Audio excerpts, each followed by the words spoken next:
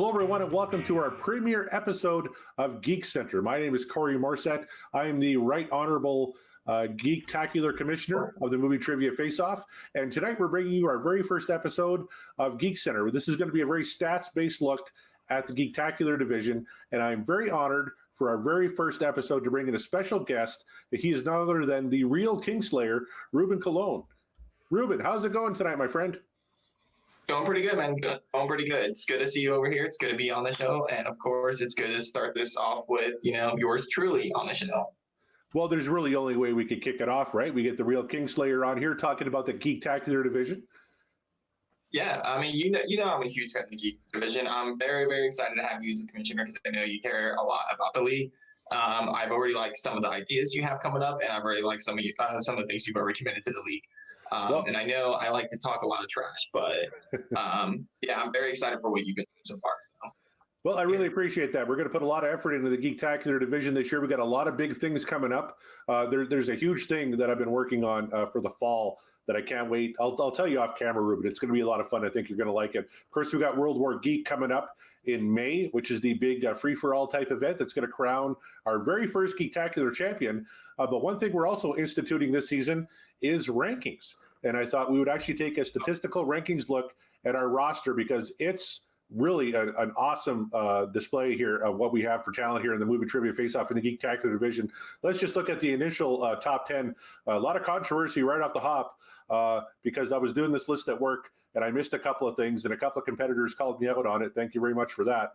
But we got our initial top 10 rankings for the Movie Trivia Face-Off here. And you just look at those names and there are some legends in the fandom leagues here in playing in Geek. And look at that at number 4. I think I know that fellow. Yeah, it's a really handsome, gorgeous looking guy. He's terrific and he's very, very talented. I don't like the guy that he's like sitting next to across from him over at number 9. That is kind of posing, sharing his name, but I won't talk too much about that tonight. But yeah, the list looks amazing. These players are iconic players, you got Scully up there, who is the only person that has defeated me in this league so far. So very, very deserving to be up there. I'm still coming for him, and obviously you got David, who is an icon when it comes to the Geek. So there's a lot of top players up there. And this list actually exactly shows the caliber, the level of the caliber of players that we're going to see. You're absolutely right. And you look at David the Spaniard Garcia, who's in our very first match in season 2, and Thomas the Warhawk Scully. They're really 1A and 1B on this list. David has had the one more match. And I know a couple of people, including yourself, Ruben, called me out on the Discord server saying that maybe David's competition wasn't so tough. But aside from that, I looked at the questions he was getting and how many he was getting right. And his percentages were really fantastic. And that's why having that extra match, he kind of edged out Thomas just a little bit. But they're really 1A and 1B at this point. They're very close, actually, all through the board. You look at a guy like Caleb, the Mad King Coho.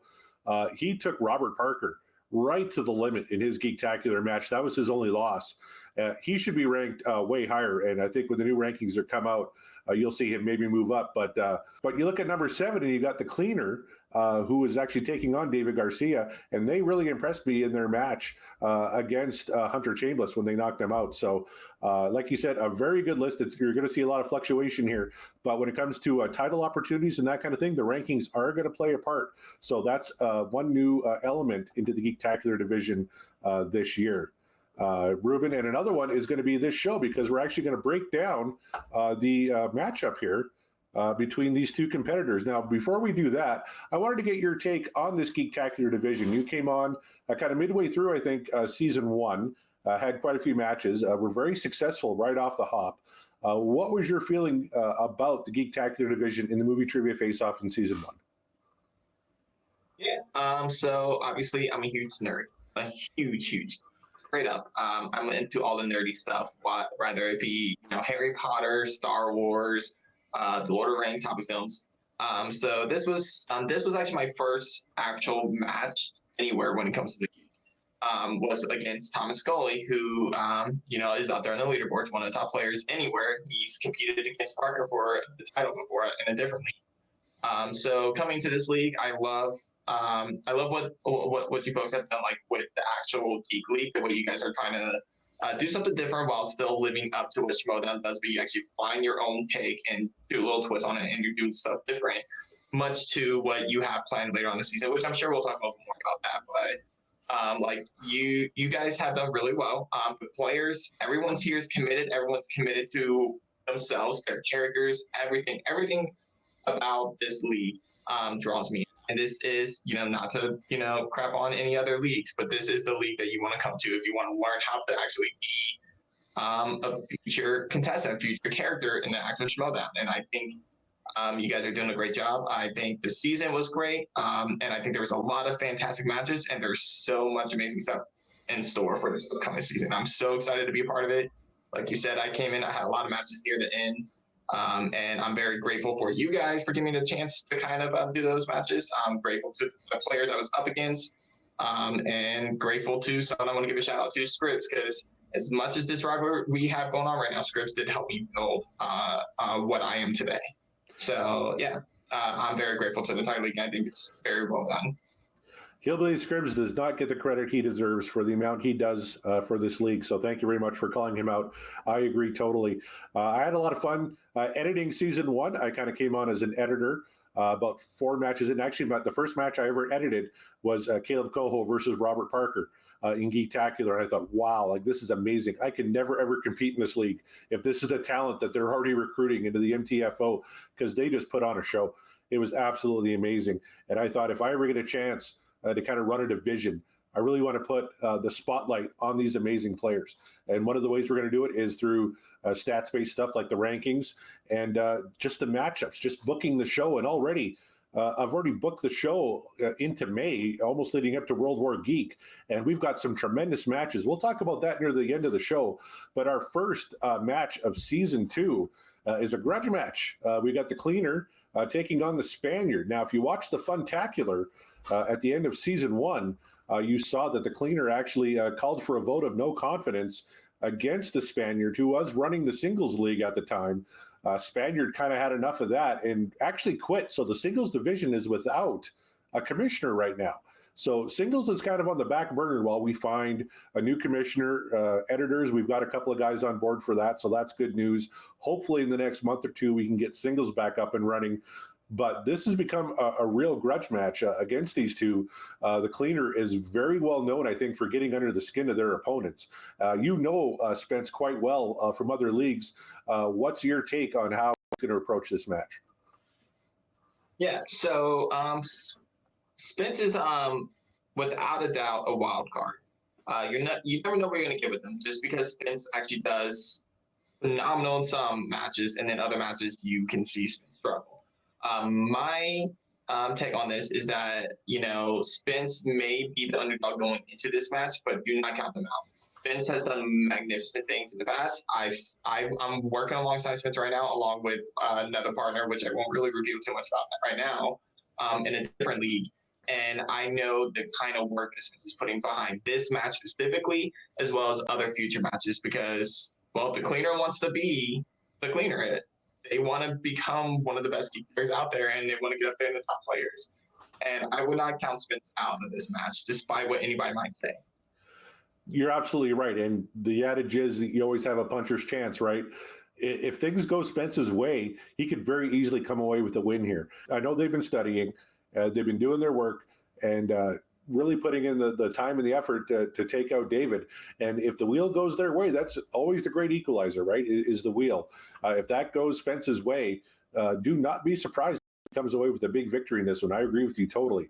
Now, when it comes to David the Spaniard Garcia, he obviously spends a lot of time behind the scenes running the league, especially early on. You could say his first 3 opponents were maybe not the strongest. He actually faced Chris Doman, who was actually a pretty good opponent. That was his one loss in a classic match. The reason why he's ranked ahead of Thomas is because he's really one question away from a perfect 3-0 record. Let's take a look at the tail of the tape here real quick. There we go. So we got David Garcia at 2-1 with 2 knockouts. Spence, of course, 1-1 with one knockout. You look at their round one accuracy. Round one, David's done very well. Both matches, he was 8 for 10 for an even 80%, whereas Spence struggled a little at 50%, only 10 for 20. But when you look at round two accuracy, that's where Spence really shone. They drew movie release dates in their second match, leading to a 90% accuracy rate in round two, whereas David only batting 73% in round two. Steal accuracy, not a lot of opportunities. Spence only went 2 for 2, whereas David 5 for 7 for 71%. Really telling in round three, both of them only went to round three once. Ruben, is there anything in these numbers that tip you off to anything? Yeah, of course, whenever you look at Spence's record, you're seeing that, round one, Spence isn't good in round one. Like they're 50-50 right now. But once again, like when you look at the other two rounds, those are where there's more points. You pull more points. That first round, they're 1 point per question. You can get 2 points off of those round two questions.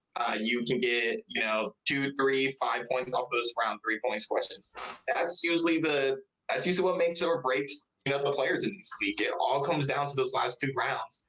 So once again, you see that 50% for Spence, but I would not count them out just because of that. But we look over at David. David is really strong. Like David has a different, I would say he's more diverse when it comes to his scoring, because you look at his round one, that's where you see at least so many multiple different categories come into play. And whenever you look at round three, that's when it starts to hurt David. So I think what we need to actually take into consideration is the difficult. Can Spence capitalize on the fact that David's not strong in those later questions, and can Spence have enough points in that first round to give them a slight advantage going into the other rounds? And that's what it's going to come down to. That's my perspective on it. I think it's a very close match either way you see it. I really don't think it's cut and dry as most people might think, to be honest. I agree with you. Do you think round one is really important here? Does Spence need to keep this close, maybe within 2 questions, in order to have a shot at it? Yeah, so it's not necessarily that Spence has to do like extraordinary in round one. Spence could be down like a couple points. That's not a big deal. However, when you are, it's more of a, I want to say like motivation or like a mental thing. When you're down after round one, you're down 7 points, or you're down 8 points, you're down 6 points, you're down like a significant amount of points. It gets you, it eats at you, and you start making mistakes that you normally won't make in the coming rounds. I know Spence could do really well in round two. I know Spence could do really well in round three. However, I believe that if Spence does not keep that gap, because I'm not going to lie, I think David's going to win round one, hands down. Round one is going to be David's corner. But if Spence can at least keep that gap somewhat close, 2 points, 3 points, that way it doesn't mess with Spence's mind. It doesn't get to Spence mentally, and for the future rounds, I think Spence have a shot. I also think that David, it's the flip side of that. If David is not up as much as he wants to be past round one, it could hurt him, and he might second guess himself going to round two, round three, and it could actually demotivate him. Like, it might actually make him make some mistakes that he would expect to make. And that's why I think that first round is vital to keep it close. But I think David's going to be up at the end of round one no matter what. I just think that gap is what's going to decide. And that's a great point you bring up. David's mindset. He's been known to maybe get a little tight in situations, a little nervous. If Spence can keep this maybe tied or even with a lead going into round one, that could really play a big effect on David heading into round two. You look at his round three numbers, missed his 2, missed his 3. Those weren't terribly difficult questions. I think he was nervous because he was in such a tight spot against Doman, and he hit his 5 because it was a Star Wars question. But if his numbers don't line up and he say gets DCEU or something for a 5-point question to win a match, that's advantage Spence, I think. No, I agree 100%, and I think, and I'm not going to crap on David's key abilities. I know David's without a doubt one of the best key players out there, 100%. I think he usually defeats himself whenever he loses. And I think coming into this match. I mean, you look at his previous matches. He's 2-1 right now, and his one loss is against a higher caliber player like Doman. So that right there, it gets in his mind that he's going up against a top player. So maybe he makes mistakes that he wouldn't normally make or make. But then you look at his other two matches. They weren't really that close. I mean, it was a technical knockout and it was a knockout. So it was some pretty impressive games on his part. But like he felt confident going to that. Now he's going up in a match against someone that actually could give him a run for his money. And that's what's going to come down to. David needs to actually buckle down, stay focused, make sure he's up enough in that first round, make sure he gets many of those points in the first round, and don't lose focus going to round 2 or if he wants this one. Let's take a look now at how David did in certain categories. We got a graphic here coming up. Minimum of 5 questions asked in a category. You see his Star Wars numbers, of course, through the roof, 5 for 5, 100%. Wizarding World, he drew a lot of questions in that category, 12 for 13, only missing the 1 in the Doman match at 92%. Then you get to MCU doing quite well at 4 for 5, but then you get to Marvel, 3 for 5, 60%, and then DCEU, 4 for 8, only 50%. So really a key there. If you can get David away from Star Wars and Wizarding World, it could be anybody's matchup. Yeah, I agree. I mean, obviously, David competed in the Wizarding World match. He competed for the Star Wars Championship. So obviously, he knows his Star Wars, he knows his Wizarding World, and he's a kind of diverse player overall.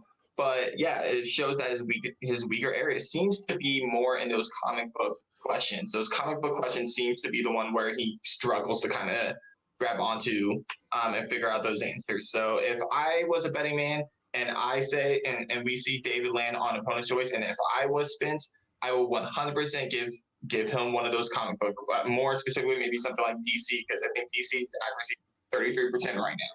So 100% I will give him one of those comic book sections, categories, and hope for the best, because in Star Wars Wizarding World, you want to keep him away from those 100%. Those stuff.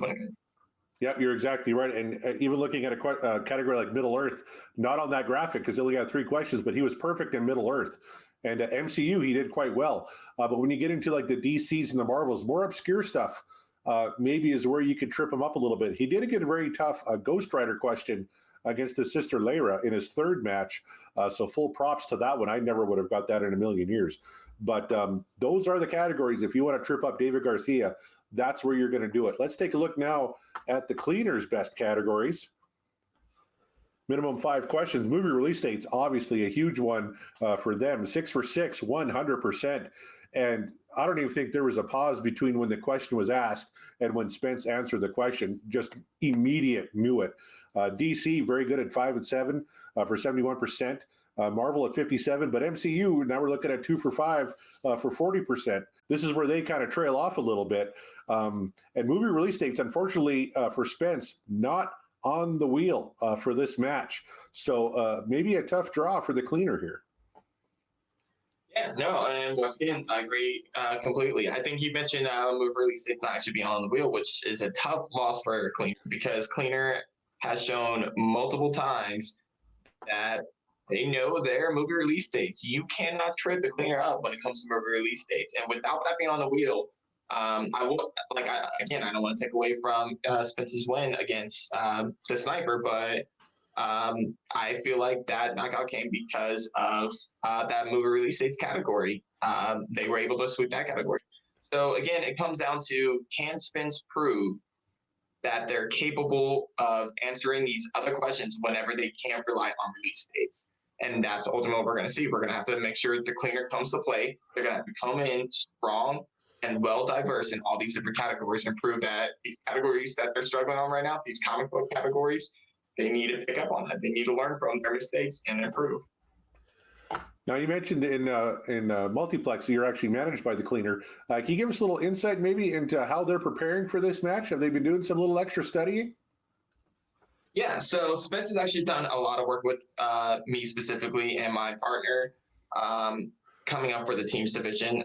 They will be managing us, so stay tuned over there.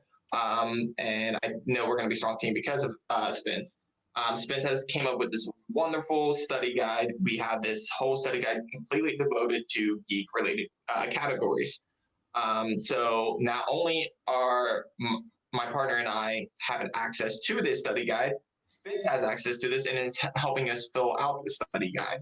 So Spence has a lot of knowledge at their disposal right now because there's all the they are working with us to build this amazing study guide, and like all this knowledge is there. And I've seen some of the work that Spence has done on these categories. More specifically, I've been competing in a Star Wars expedition tournament right now. Spence has helped me a lot with that, tested me a lot on that. So I know, even though Spence in the past has been 0-3 in the Star Wars questions, I don't think that's going to be the case coming to this match. I think Spence is going to show that they are capable of doing something that they haven't done before, because I've seen a new spark, a new fire in their Spence, and I can't wait to see this new Spence out there competing in future matches, because I truly think they are a capable championship contender for the future. I agree with you 100%. And we talked about round one really being a key in this match. You think about it, if Spence can somehow get the Star Wars, the Wizarding Worlds questions right, which we're pretty sure David's going to get right as well, but can also take the DCEUs and the DCs and the Marvels and the MCEUs from David, he might go into round two with a little bit of a lead.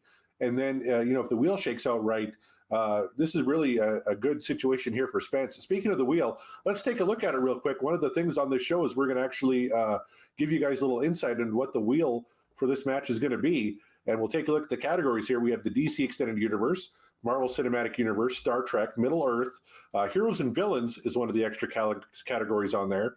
DC, Marvel, movie quotes, the second extra category, Star Wars, Wizarding World, and of course, spinners and opponent's choice. Now, looking at this wheel real quick, you would think it's slanted more towards David, but is there an opportunity here for Spence maybe to get some points? Maybe movie quotes? Is that something that they might be strong in? Yeah, obviously, there's always an opportunity. There's opportunities for David to crash and burn in a category that he hasn't done well. Say, for example, the DC slice. But again, it's right now without the movie release dates, it's going to be very difficult for Spence to do what they do best. Spence is going to have to prove that there's other things that they are capable of other than just knowing when things are released. Now you brought up movie quotes specifically. I know Spence has actually been learning actual specific quotes. Has been like jotting down some of the more famous quotes from each of the geek films out there. So I would not be surprised one bit if Spence comes out and can sweep the board when it comes to movie quotes. I think it will surprise everybody.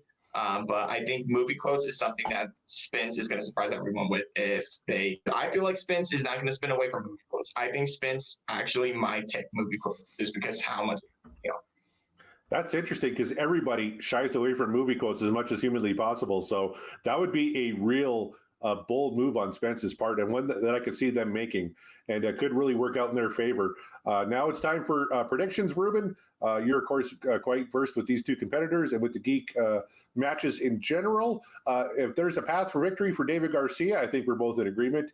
He's spinning Star Wars or Wizarding World and drawing those in the third round as well, and he should do quite well. But for Spence, how can they come out the victor in this match? So without a doubt, if we're looking at stats alone, David obviously should have to win when it comes down to it. David's proven that he's capable of answering questions from all over different areas, as the accuracy is a little bit better. That being said, I've seen a new spark under Spence. Spence has stepped it up a lot in terms of the training. Like at the beginning, it might have just all been, hey, let's have fun. Let's just see what happens. But now Spence has become more invested in being a skilled competitor in this league. And I think I don't even know what Spence is going to be good at coming into this match, because I think there's categories to Spence to study that I wouldn't guess that they would study. So I really, truly think that if I was going to go on my bet on this, unless David gets Wizarding World or Star Wars in that round two, I actually would place my money on Spence. Spence has a better accuracy when it comes to round three and round two. I believe Spence's accuracy is better in both rounds. Definitely round three. I'm not 100% sure about round two. And those are more points. The fact of the matter is, it's an unfair game, but round one, the points are only the questions are only worth 1 point. Round two, round three, those point values are 2, 2, 3, 5. So I think Spence has proven that they are better when it comes to those later rounds in the game. And I think David's proven that he can choke in those later rounds of the game. And I think that's what it's going to come down to. I'm going to have to give a slight edge to Spence. I'd be surprised if David was the winner, but I'm gonna go against all the cards, all the stats. I'm gonna say Spence. I think Spence has got this. You know what? I got to say, it would not surprise me in the least if Spence won this, if everything kind of shakes out his way. But I got to go David Garcia. I know he's been working very, very hard, working on some of his weaker areas. Maybe he's been training a lot. He's been rewatching a ton of movies ever since the season ended in December. We've had a full month here. He's been really working hard. He's going to get one of his categories either in round 3 or round 2, and that's going to help him at least keep it close, if not take a healthy lead. The big thing is, can he keep it calm and cool in round 3? I could see that this will go to round 3. I'm not predicting a TKO or a KO victory on either side. I think it's going round 3. If David can keep it cool and draw one of his categories that he knows he's got for the 3 or the 5, he's going to come away with the win. So a very slim edge I'm giving to David Garcia. It's really a lot like the Super Bowl, Ruben. We're going to have a Kansas City versus San Francisco. It's going to be a very close game. They're both very conflicting styles of football. Kind of the same thing here in the Geektacular division. Kind of conflicting styles. It's going to be a very close match. You're picking Spence. I'm picking Garcia. It's going to be fantastic. I can't wait to get this thing going. And we've got a ton of great matchups actually coming in the Movie Trivia Face-Off coming up here. I wanted to talk about some of the matches here. This will be hard to see, I'm sure. But just wanted to talk about some of the matchups here. One that's not on here actually is Ruben versus Ishan. Everyone's waiting for that match. Maybe tell us real quick your thoughts on facing the alleged Kingslayer. All right. Yeah. So obviously there's a poser walking around, and I want to deal with that. I'm the true one Kingslayer, and I want to make sure everyone knows that. And Ishan is the match that I've been waiting. The moment I joined this league and I found out there was another Kingslayer walking around, this is the person I wanted to face off against. There was people in the way. I've taken down, Ishan's buddy, Markimeyer. I've taken down Jackson, the Lantern at one point. I had a tough loss against Scully, who is now above me in the rankings. So, and he's still undefeated. So, like, I've had my wins, I've had my losses. I had a chance to face Ishan in the Wizarding World. I beat him there. I beat Scully there. So I've proven that I've gotten better as a competitor, and I'm here to get my name. I want a Kingslayer match. I want my name once and for all. And Ishan, this match has been building and building and building, and I can't wait to finally take him. You'll notice that match is not on this schedule for the simple reason that as soon as Ishan says he's ready, we're taping it. Because like you said, the anticipation's been building. We want to get this thing taped and out there as soon as possible. I can't wait to see it. Personally, my money's on you, and I'm not just saying that because you're joining me this week. But we got a ton of great matches coming up. I want to talk about next week. We have Chris Diaz taking on Garth Viking Harkness McMurray. Chris has had one match that hasn't dropped yet, so I won't spoil that. But Garth is a rookie who, in a frenzy match, actually did very, very well. So I'm looking forward to that matchup quite a bit. And then we've got someone you know quite well, Nick Tuhig, taking on our good friend Hillbilly Scribbs. That's a tough draw for the Hillbilly. Yeah. So obviously Nick's my faction mate. One of the newest members I've introduced. Officially, he's my go-to buddy. I'm looking forward to this match. I will be there in his corner, backing him up. And I know poor Scribbs is about to get another loss under his belt because we've already seen what one of the League of Shadows has done to. Actually, we've seen what two of the League of Shadow members have done to the fraction. So I'm looking forward to this bout, and I'm looking forward to my bout, and we're just going to continue to decimate the fraction. Well, Hillbilly won't have much time to recover from that one because he's got another booze bout coming up, taking a rematch against Jimmy Derry, but we're adding Ryan Carmel Mountain Payne into the equation. It's a triple threat booze bout. I don't remember much from the first one because announcers had to drink as well. I'll try and be a little more sober for the next one, but I'm looking forward to that one quite a bit. Still some great matches coming up. You look at Joe Hot Fuzz Fairley versus the crazy Kiwi Malcolm Lay. I'm looking forward to that one. Nico Suave versus TJ the Terror Starman. I think that's going to be a great match. To me, the one that really stands out, though, is Nazario Montenegro, who was in our singles championship final against eventual champion Jake Marignoni. He's taking on Caleb the King Coho. And that's going to be a tremendous geektacular match. Yeah, two top geek players once again. Caleb Coho. One of these days, I am going to face Caleb. He's the king. I'm a Kingslayer. It's just bound to happen at one of these days. I admire and respect Caleb 100%, 100%. And I respect Nazario. I think these are two of the top players in the league as well. I think Nazario hasn't had a chance to kind of like prove that in this specific league yet. I think he's going to have a tough battle against Caleb Coho.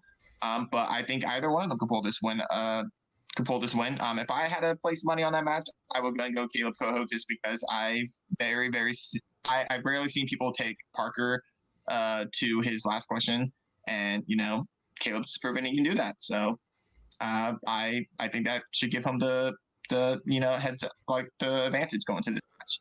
Absolutely. To show you how impressive that is, I believe Robert Parker's only loss in fandom was to eventual Schmodown champion Paulo Oyama. So pretty impressive feat by Caleb Coho to stick as close to Robert Parker as he did. That's going to be a great match. Maybe you'll come back on Geekcenter and help me break down that match before it drops. Ruben, I really enjoyed having you here. Thank you so much for coming on. I hope you had fun, and I hope you'll come back sometime. Of course. It was a blast. I love talking stats. I love talking geek stuff. So anytime you want me, I'll be here 100%. Awesome. I'd like to thank you all very much for watching. If you have any ideas for improvements, I'm sure I'll hear about it on the Discord server. So by all means, DM me or let me know. But this match coming up this week to kick off season 2, I think is going to be a really good one. Spaniard versus the Cleaner. It's going to be a lot closer than people think. We're both split on who we're picking. You tell us who you're picking in the comments below, and we'll see you next week on Geek Center.